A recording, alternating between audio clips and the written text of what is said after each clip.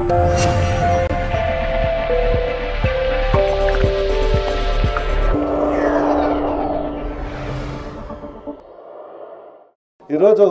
అన్నారం నుంచి గ్రామం నుంచి రావాలని చాలా ఏళ్ళుగా అనుకుంటున్నా. ఒకసారి 2-3 పెళ్లి కూడా ఉంటే ఇక్కడ బంధువులది రాలేకపోయినా.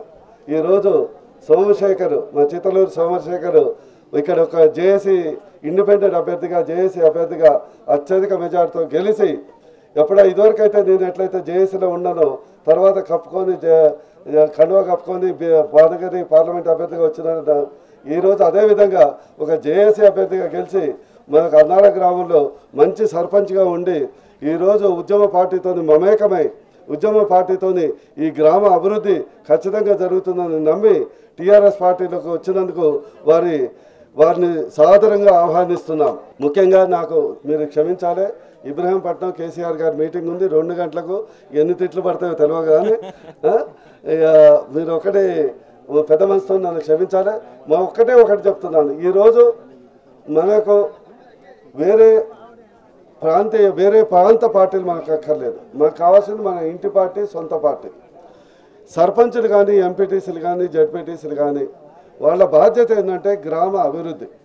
ఎట్లయితే పార్లమెంటుగా నా బాధ్యత కేంద్రాన్ని ఎంత ఒత్తిడి తెచ్చేసి అంతవరకు మనకు నిధులు తెచ్చే బాధ్యత నాది. ఈ వచ్చిన నిధుల్ని సక్రమంగా రాష్ట్ర ప్రభుత్వం నిధులు తెచ్చే బాధ్యత తమ్ముడు కిషోర్ది. కానీ మీరు ఏది నిధులు తెచ్చినా కూడా, ఎంత నిధులు తెచ్చినా దాన్ని అమలు చేసేది మాత్రం ఖచ్చితంగా గ్రామ అతి ముఖ్యమైన నాయకుడు అంటే సర్పంచ్.